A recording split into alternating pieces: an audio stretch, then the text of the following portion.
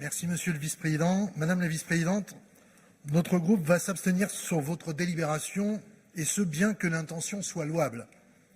En effet, qui ne peut être d'accord avec le besoin de sécurité sur les passages à niveau dangereux, surtout après les drames successifs?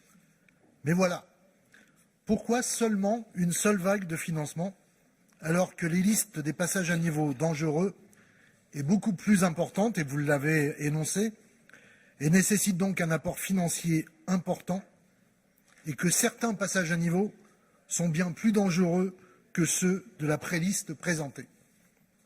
Pourquoi ne pas en faire une politique cadre?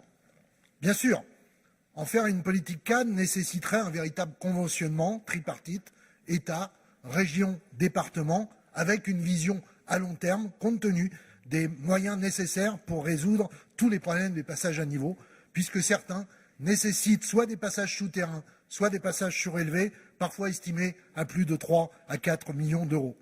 Vous comprendrez bien qu'au-delà de l'effet d'aubaine que représente votre proposition pour des départements étranglés par les restrictions budgétaires de l'État et le transfert de routes nationales sous notamment le gouvernement Sarkozy en routes départementales, et en Ardèche par exemple, nous en savons quelque chose, puisque le coût estimé des transferts de la route nationale en route départementale sur la simple mise aux normes des passages à niveau représente plus de 50 millions d'investissements pour le seul département de l'Ardèche, il est évident que l'intervention de la région est souhaitée, voire souhaitable.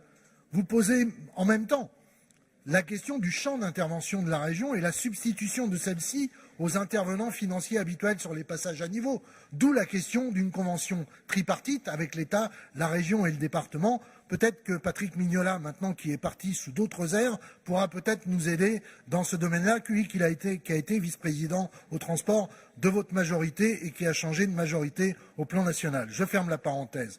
Après les passages à niveau, Madame la vice-présidente, faudra-t-il en faire de même pour sécuriser les ponts dangereux? Puisque nous savons aujourd'hui que dans notre région, des ponts dangereux, il en existe, et que là aussi, la nécessité d'une sécurisation rapide est nécessaire. Vous ouvrez donc, Madame la vice-présidente, une certaine boîte de Pandore, certes en réaction à des drames, et nous ne pouvons que le comprendre, mais aussi regretter, peut-être avec vous, une politique nationale des gouvernements successifs qui privilégie la baisse de la dépense publique, exonère les plus riches, ne lutte pas efficacement contre l'évasion et l'optimisation fiscale, au détriment des investissements pour notamment sécuriser les infrastructures et tous les déplacements. Voilà les arguments qui nous conduisent à l'abstention. Nous souhaitons que la liste retenue, in fine, redonne la priorité aussi aux passages à niveau qui sont considérés dans chaque département comme les plus dangereux pour hiérarchiser notre intervention financière.